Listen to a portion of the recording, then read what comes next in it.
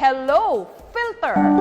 Hingal kabayo man sa katatrabaho sa peryahan, si Romel, banidoso raw talaga pagdating sa katawan. Katunayan, pagkatapos maligo, istrikto raw siya sa pagsunod sa kanyang skincare routine.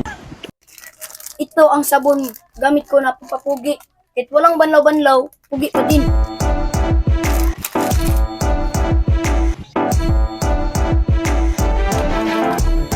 At ang sikreto raw para laging hydrated pag inom ng tubig.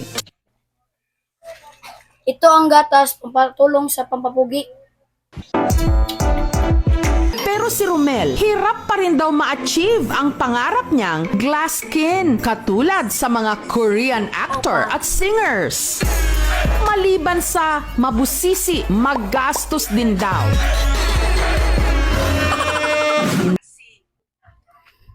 Kaya guys, ito ang sikreto naming taga-syudad. Pampapugi. Kagaya ko, pugi na ako no.